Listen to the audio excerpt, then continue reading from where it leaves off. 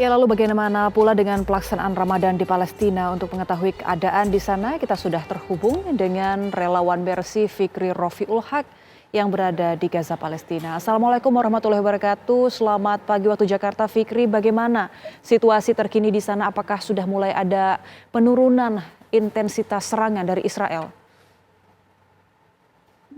Ya, Waalaikumsalam warahmatullahi wabarakatuh. Selamat malam waktu Gaza, Mbak Ebony. Memang intensitas serangan Israel masih belum cukup mereda karena memang kita semua tahu bahwa pada awal Ramadan ini gencatan senjata gagal diadopsi begitu, dan informasi yang saya dapatkan memang apa namanya, perundingan mengenai gencatan senjata akan diadakan pada minggu depan, sehingga memang kita hanya menunggu bagaimana kelanjutan perundingan gencatan senjata, dan kami berharap semoga ada gencatan senjata agar masyarakat yang beragam Muslim yang ada di Jalur Gaza bisa melaksanakan ibadah puasanya dengan tenang.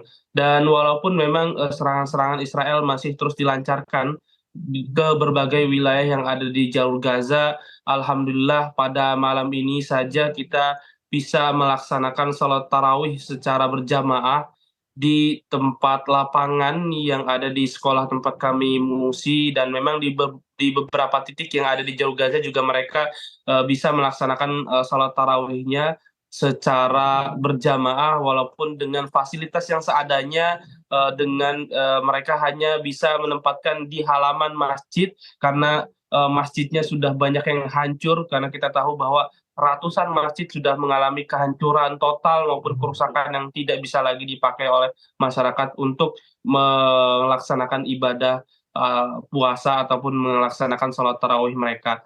Dan alhamdulillah hari ini sudah selesai puasa pertama yang ada di Jalur Gaza. Tentunya masyarakat juga masih terus mengalami kesulitan-kesulitan, mereka mencari bahan pangan ataupun bahan air bersih begitu, ataupun mereka hanya sekedar ingin berbuka puasa pun sangat sulit, ya, karena memang harga harga di pasar juga sangat tinggi, dan inflasi ini begitu tinggi karena memang harga barang-barang tersebut juga sangat langka didapatkan oleh masyarakat Gaza, ditambah dengan bantuan-bantuan itu pun juga masih sangat sulit untuk masuk ke Jalur Gaza, sehingga masyarakat juga dalam hal berpuasa dalam ini mereka banyak sekali mendapatkan kendala baik dari serangan-serangan Israel, ataupun mereka juga dapat kendala dengan berbuka ataupun sahur mereka dengan seadanya, karena memang mereka tidak memiliki bahan pangan yang cukup untuk mereka konsumsi. Baik, ini warga masih kesulitan untuk mendapatkan bahan untuk sahur maupun berbuka puasa. Ini artinya memang tidak ada pelonggaran di jalur distribusi bantuan, Fikri? Iya, sampai saat ini memang distribusi bantuan ya, atau bantuan-bantuan yang ada di Rafah, Mesir begitu, masih belasan ribu truk yang masih apa namanya, mengantri di sana untuk mendapatkan izin masuk ke jalur Gaza, dan sekali lagi pihak Israel juga masih terus membatasi bantuan-bantuan ini untuk masuk ke jalur Gaza. Namun alhamdulillah memang kami dari relawan Mercy juga terus membagikan bantuan-bantuan kemanusiaan, baik juga organisasi-organisasi dunia ataupun organisasi lokal juga masih terus melaksanakan bantuan-bantuan yang dibagikan ke masyarakat. Namun dengan tanda kutip bantuan-bantuan yang hanya terbatas begitu, karena kami juga mendapatkan kesulitan dalam untuk mencari bantuan-bantuan tersebut karena langkanya barang-barang tersebut dan juga mahalnya stok-stok bahan yang kita harus beli untuk kita bagikan ke masyarakat, karena kita tahu bahwa barang-barang tersebut saat ini sudah cukup menipis, ya, ditambah lagi hari ini juga sudah memasuki 6 bulan agresi militer Israel yang sampai detik ini juga masih belum menemukan titik terang mengenai gencatan senjata dan berakhirnya perang. Dan masyarakat alhamdulillah memang masih bisa melaksanakan ibadah puasanya walaupun dengan dibayang-bayangi bom agresi militer Zionis Israel. Baik, sejauh ini Fikri, apakah ada statement terbaru dari otoritas Israel mengenai langkah ataupun rencana mereka khususnya di bulan Ramadan ini?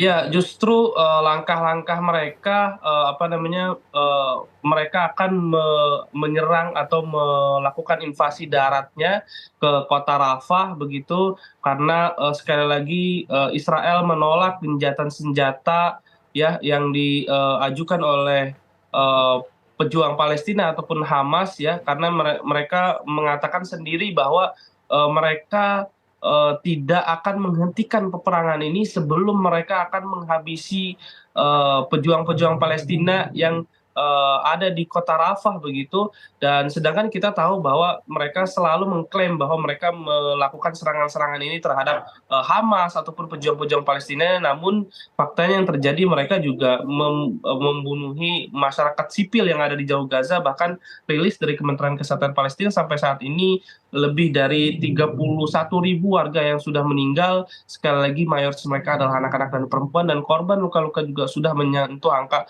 72.600 lebih. Dan sekali lagi semua korban ini adalah warga sipil, baik dari tim medis, jurnalis, ataupun masyarakat sipil biasa yang ikut menjadi target sasaran Israel. Dan kami berharap bahwa semoga tidak ada invasi darat yang dikatakan oleh pihak Israel yang mereka akan lakukan begitu pada bulan suci Ramadan ini.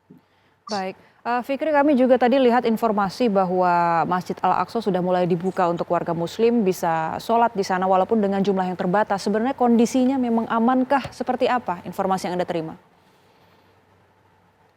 Ya, memang pada awal minggu Ramadan ini pihak Israel mereka memberikan akses untuk warga yang ada di tepi barat ataupun West Bank untuk melaksanakan ibadah sholat tarawihnya di sana. Namun sekali lagi pihak Israel membatasi jumlah untuk masyarakat yang ada di sana untuk melakukan sholat tarawihnya di sana. Bahkan juga sejumlah warga yang memaksa untuk masuk ke komplek Masjidil Aqsa untuk ingin melaksanakan sholat tarawihnya dihalang oleh polisi-polisi Israel, sehingga terpaksa banyak juga warga yang melaksanakan sholat tarawihnya di pinggir-pinggir jalan karena tidak diizinkan oleh polisi-polisi Israel. Dan juga jumlahnya juga hanya terbatas begitu yang sholat di sana dengan usia yang informasi yang saya dapatkan bahwa hanya berusia lebih dari 40 tahun yang diizinkan begitu untuk masuk ke komplek Masjidil Aqsa untuk melaksanakan salat tarawihnya. Dan yang sangat disayangkan adalah akibat blokade Israel sejak 2006 lalu, artinya sudah belasan tahun lalu. Yang sangat sedih adalah masyarakat yang tinggal di jalur Gaza, mereka tidak bisa pergi ke komplek Masjidil Aqsa karena di sana terdapat militer Israel yang berjaga, dan juga ditengahi oleh negara Israel yang mereka membuat pemukiman-pemukiman ilegal, sehingga masyarakat Gaza bahkan mereka tidak bisa mengunjungi negara mereka sendiri ya, atau komplek Masjidil Aqsa yang memang masih satu negara dengan mereka, yaitu negara Palestina. Baik, Fikri, kembali ke suasana bulan Ramadan ini. Tadi Anda menceritakan bahwa warga mulai melaksanakan ibadah sholat tarawih bersama di lapangan. Lalu bagaimana dengan sholat wajib selama 1 hari? Apakah warga juga sudah mulai keluar ke lapangan atau tetap memilih bertahan di dalam pengungsian? Ya, memang sebelum Ramadan ini terjadi juga memang masyarakat tidak bisa melaksanakan sholat 5 waktunya di masjid ataupun sekedar hanya melaksanakan sholat Jumat ya. Karena walaupun ada masjid-masjid yang masih beroperasi ataupun masih dikatakan bangunannya juga masih bagus, masih layak untuk dipakai, namun setiap azan yang dikumandangkan itu selalu menyebut bahwa sholatlah kalian di rumah, sholatlah kalian di rumah kalian masing-masing.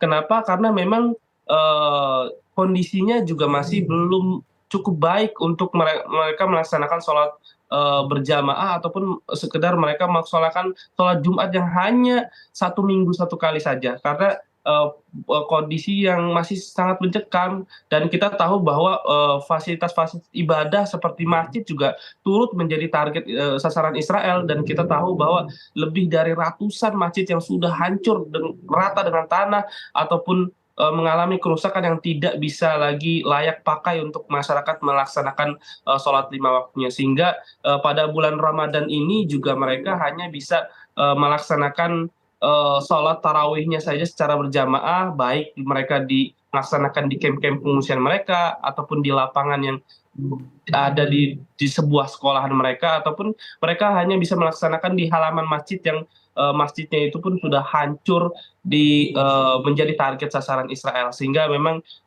masyarakat muslim yang ada di Jalur Gaza mengalami kendala-kendala, yaitu mereka mengalami kendala dalam sholat berjamaah, sholat tarawih ataupun sholat Jumat, dan juga mereka mengalami kendala dalam sahur ataupun berbuka, ya karena memang mereka tidak memiliki cukup bahan pangan yang mereka untuk konsumsi dalam bulan puasa Ramadan ini.